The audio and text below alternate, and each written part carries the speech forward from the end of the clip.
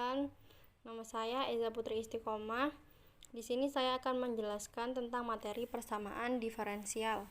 Untuk materi yang pertama, yaitu klasifikasi persamaan diferensial.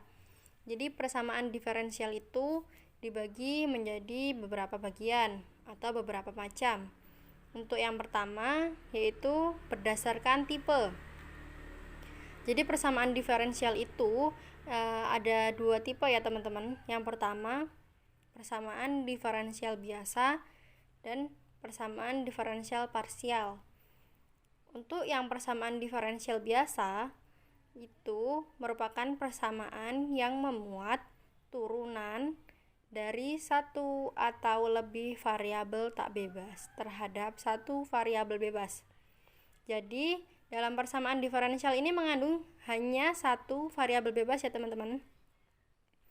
Contohnya bisa kita lihat yang A yaitu dy per dx min 2y sama dengan 0, di mana variabel tak bebasnya yaitu y dan variabel bebasnya yaitu x. Hanya x ya teman-teman. Persamaan tersebut masuk ke dalam derajat 1 dan orde 1. Untuk derajat dan orde nanti bisa kita jelaskan materi setelah berdasarkan tipe ini. Kemudian yang kedua yaitu persamaan diferensial parsial adalah persamaan yang memuat turunan dari satu atau lebih variabel tak bebas terhadap dua atau lebih variabel bebas. Ingat, untuk yang persamaan diferensial biasa itu hanya memuat satu variabel bebas saja. Tapi untuk yang persamaan diferensial parsial itu memuat dua atau lebih variabel bebas. Untuk contohnya bisa kita lihat do kuadrat u per dt kuadrat min du per dx sama dengan 0, di mana variabel bebasnya yaitu t dan x, dan variabel tak bebasnya yaitu u. Jadi variabel bebasnya itu lebih dari satu ya teman-teman, yaitu t dan x. Dan untuk contoh yang kedua itu bisa kita lihat do kuadrat u per do x kuadrat plus do kuadrat u per do y kuadrat plus do kuadrat u per do z kuadrat sama dengan 0, dimana variabel bebasnya yang mana teman-teman? Yang bawah ya, yaitu x, y, dan z, dan variabel tak bebasnya yaitu o. Dua contoh di atas udah mencakup contoh yang kedua ini mencakup termasuk dalam derajat 1 dan orde 2. Baik, untuk lebih pahamnya apa itu orde dan derajat, kita bahas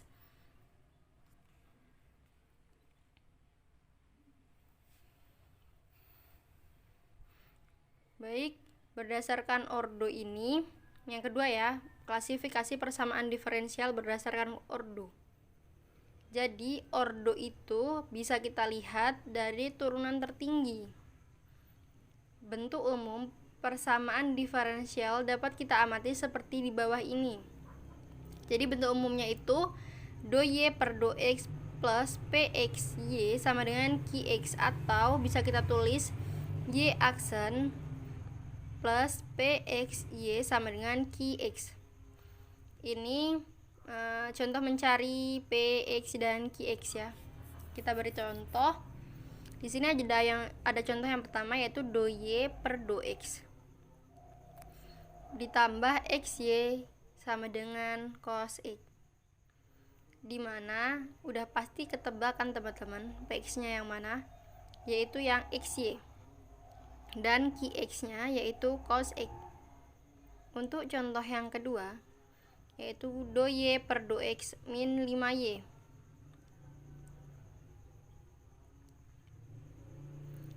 nah sama dengan 9, di mana px yaitu 5y dan qx yaitu 9. Untuk y contoh yang ketiga yaitu y aksen min 4 per XY sama dengan X, dimana PX nya yaitu udah pasti dan udah jelas, yaitu min 4 per XY, dan QX nya yaitu X. Nah, tadi kan ada contoh di klasifikasi persamaan diferensial yang berdasarkan tipe, itu kan ada orde 1 atau orde 2. Nah, ini kita beri contoh pada persamaan diferensial setiap orde agar kalian dapat memahami dengan mudah. Jadi teman-teman bisa pahami nih dari contoh ini. Untuk yang pertama yaitu orde 1, yaitu contohnya X dy per dx min y kuadrat sama dengan 0, dapat ditulis xy pangkat 1 atau aksen min y kuadrat sama dengan 0. Nah, itu orde 1 itu bisa kita lihat di turunannya persamaan diferensial itu ya, yang dy per dx nya itu. Nah, untuk orde 2 ini ada contoh xy d kuadrat y per dx kuadrat min y kuadrat sin x sama dengan 0, dapat ditulis xy y aksen min y kuadrat sin x sama dengan 0. Nah, orde 2 ini kita bisa lihat di d kuadrat y per dx kuadratnya. D kuadrat y itu melambangkan turunan kedua y terhadap x. Jadi ordenya itu kita lihat di situ, d kuadrat itu. Nah, untuk yang C itu kita bisa lihat ya teman-teman, d pangkat 3y per dx pangkat 3 min y dy per dx. Ingat, kalaupun ada dua. Nah, teman-teman bisa lihat nih, untuk orde yang ketiga kita lihat turunan tertinggi, yaitu kalaupun ada dua persamaan diferensial tapi kita lihat dengan pangkat turunan tertingginya, yaitu d pangkat 3y per dx pangkat 3. Nah, jadi persamaan diferensial tersebut termasuk ke dalam orde 3. Nah, kemudian kita lanjutkan teman-teman, yang ketiga yaitu berdasarkan derajat. Jadi derajat dari persamaan diferensial yaitu pangkat dari suku yang memuat turunan tertinggi dalam persamaan diferensial. Untuk menentukan derajat perlulah menentukan orde tertinggi. Jadi ketika kita mau menentukan derajat, kita harus melihat orde tertingginya. Seperti pada contoh yang pertama, pada derajat 1, x dy per dx min y kuadrat sama dengan 0. Jadi orde tertingginya yaitu 1, dy per dx itu ya. Untuk derajatnya bisa kita lihat dong teman-teman, derajatnya pasti derajat 1 ya. Untuk contoh yang kedua itu persamaan diferensial derajat 2. Jadi kita lihat contohnya dy per dx itu termasuk persamaan diferensial dengan pangkatnya kuadrat. Jadi bisa kita lihat ordenya yaitu orde tertingginya 1 dan derajatnya 2. Begitu ya teman-teman. Untuk persamaan diferensial derajat 3 itu kita lihat dari suku yang memuat turunan tertinggi. Di sini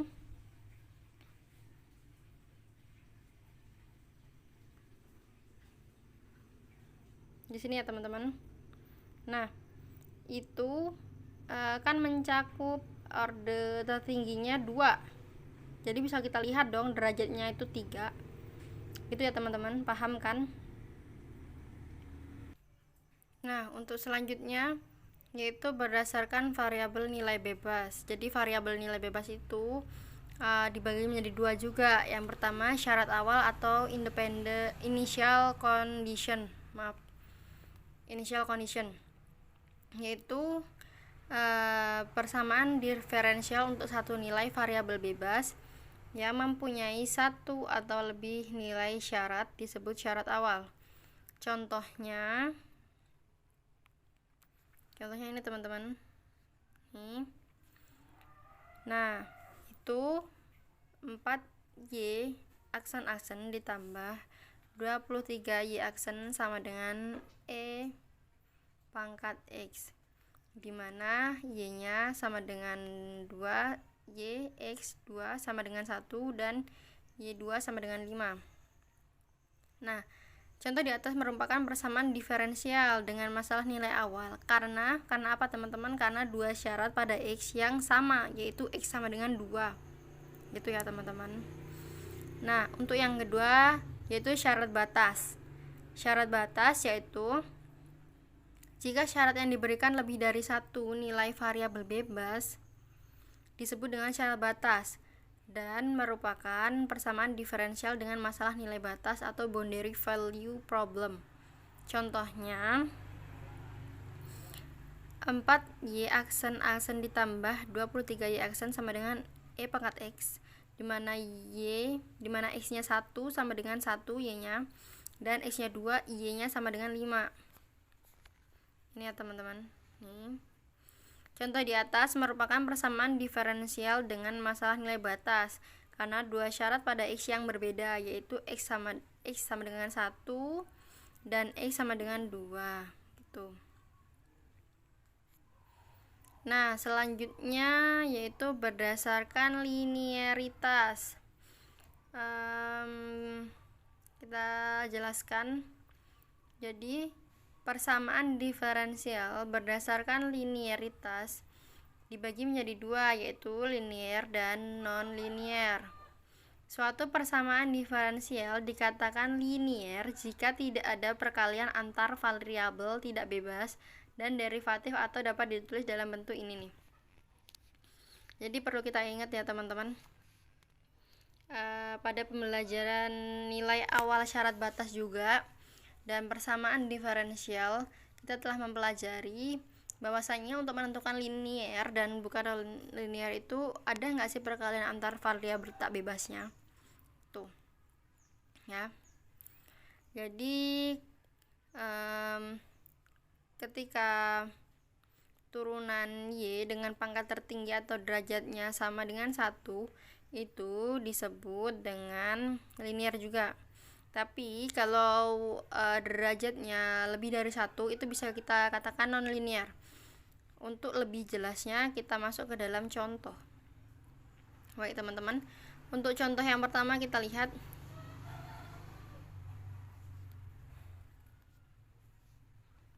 Ini. Nah, di situ kan diberikan X d kuadrat Y per dx kuadrat ditambah 3dy per dx min 2xy sama dengan sin x. Nah, kita suruh nentuin nih, ini apakah linear atau non-linear gitu. Dan kita lihat lagi nih teman-teman. Di sini ada keterangan bahwasanya apabila fx-nya sama dengan 0 disebut persamaan diferensial homogen. Dan apabila fx-nya tidak sama dengan 0 disebut persamaan diferensial tak homogen. Nah, pada contoh 1 ini diberikan soalnya seperti tadi ya teman-teman. Ada keterangan bahwasanya x-nya itu fungsi x, d kuadrat y itu turunan kedua dari y dengan derajat 1, plus 3 itu konstanta, dan dy-nya itu turunan pertama dari y dengan derajat 1. Ingat teman-teman, dari derajat 1. Dan x merupakan fungsi x dengan variabel y. Dan di situ kita lihat tidak ada perkalian antar variabel tidak bebasnya. Tidak ada perkalian y dengan y. Kemudian bisa kita lihat sama dengan sin x itu kan sama dengan tak 0 ya.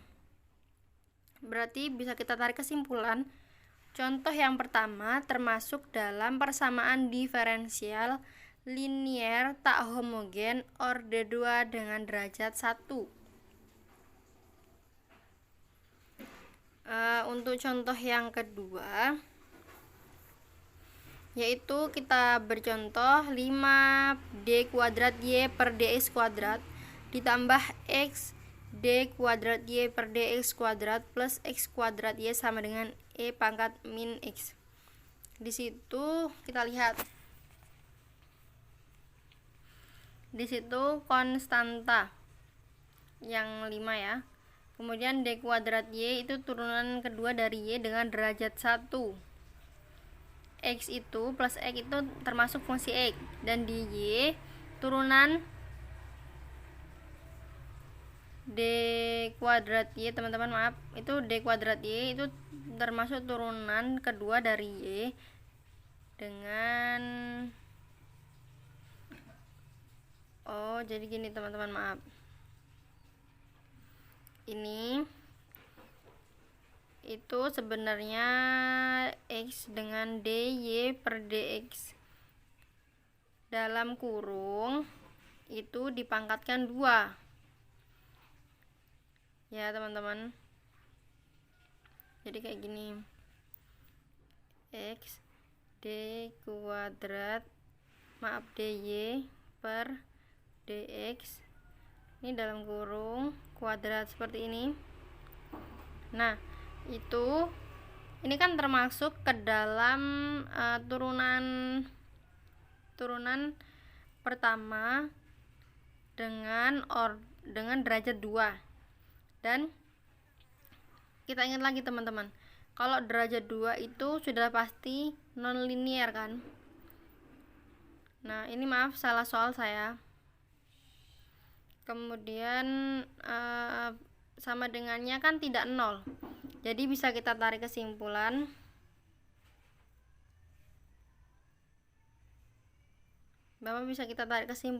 persamaan di atas merupakan persamaan diferensial non linear tak homogen orde 2 dengan derajat 2. Seperti itu teman-teman. Ini derajat 2 ya. Saya benarkan dulu. Ini dengan derajat 2 dan ini dalam kurung seperti ini. Nah, jadi derajatnya itu di sini ya teman-teman.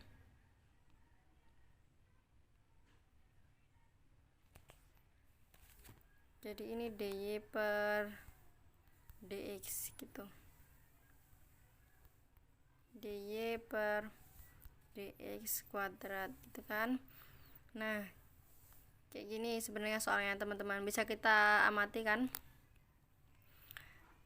bahwasanya untuk 5 d kuadrat y per dx kuadrat ditambah dengan dy per dx kuadrat plus x kuadrat y sama dengan e pangkat min x itu termasuk persamaan diferensial non linear karena derajatnya lebih dari 1. Kenapa dikatakan tak homogen? Karena tidak sama dengan 0. Seperti itu. Baik teman-teman, untuk yang selanjutnya yaitu pembentukan persamaan diferensial. Jadi bagaimana sih kita membentuk suatu persamaan diferensial dan gimana caranya gitu kan. Caranya adalah dengan kita menghilangkan konstanta sembarang dengan cara diferensial. Jadi nih, kita kasih contoh ya, biar kita langsung paham gitu, kita masuk ke contoh langsung. Jadi yang dimaksud konstanta itu A, B ini termasuk konstanta. Nah, jadi kita disuruh untuk menghilangkan konstanta tersebut agar menjadi pembentukan persamaan diferensial. Caranya gimana? Yang pertama, kita turunkan terhadap x dulu. dy per dx sama dengan a cos x. Jadi turunan dari sin x ini cos x ya teman-teman. Dan turunan dari cos yaitu min sin. Jadi kita tulis min b sin x. Ini persamaan yang kedua. Kemudian kita turunkan lagi nih. Turunan terhadap y. Turunan kedua terhadap y. D kuadrat y per dx kuadrat sama dengan min a sin x. Jadi turunan dari cos x itu kan min sin ya, bisa kita tulis min a sin x. Dan turunan dari min sin yaitu turunan dari min sin yaitu cos. Jadi kita tulis min cos X. Ini persamaan ketiga. Nah, ini kan sama aja kan ya, bisa kita kelompokkan. Jadi min kita keluarkan, kemudian kita masukkan nih A sin X plus B cos X. Ini persamaan 3A. Jadi persamaannya ada 3. Nah, jadi kan kita bisa lihat nih, dari 3A ini kok sama dengan persamaan 1. Min A sin X plus B cos X. Ini kan sama ya, cuman kan di sini ada minnya. Jadi, persamaan diferensial yang dimaksud dapat kita tulis yaitu D kuadrat Y min DX sama dengan min Y, atau D kuadrat Y per DX kuadrat plus Y sama dengan 0. Nah, itu yang dimaksud dengan pembentukan persamaan diferensial. Masih kurang paham atau gimana teman-teman? Kita lanjutkan dengan contoh yang kedua. Nah, untuk contoh yang kedua, yaitu ada persamaan diferensial, yaitu Y sama dengan X plus A per X.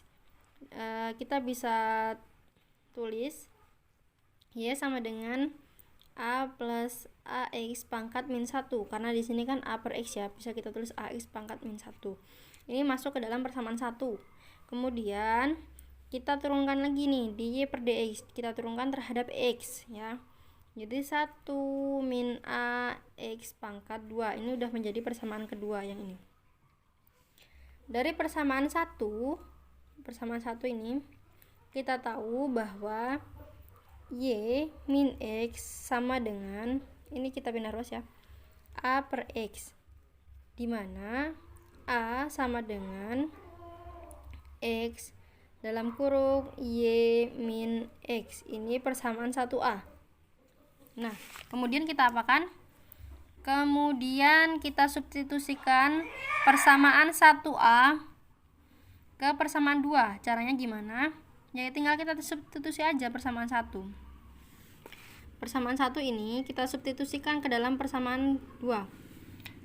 dy per dx kita tulis 1 min ini kan tadi A-nya ini ya teman-teman. A-nya X Y min X, sedangkan persamaannya ini nih.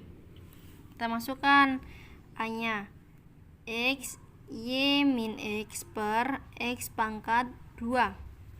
dy per dx sama dengan 1 min Y min X per X. Ini kan kita bisa coret nih, tinggal X kan. Nah, dy per dx sama dengan X min Y min X per X. dy per dx sama dengan 2x min Y per X. Nah, hal tersebut sudah menjadi persamaan diferensial. Karena apa? Karena konstantanya sudah hilang. Gitu ya teman-teman. Kemudian bisa kita simpulkan dari contoh di atas, kita bisa amati bahwa jumlah turunan yang kita lakukan untuk membentuk persamaan diferensial itu akan sama dengan jumlah konstanta sembarang yang ada. Maksudnya apa? Jadi untuk membentuk persamaan diferensial itu tergantung dengan konstanta yang ada. Perhatikan, ini kan ada dua konstanta ya, A dan B. Jadi kita membuat dua persamaan.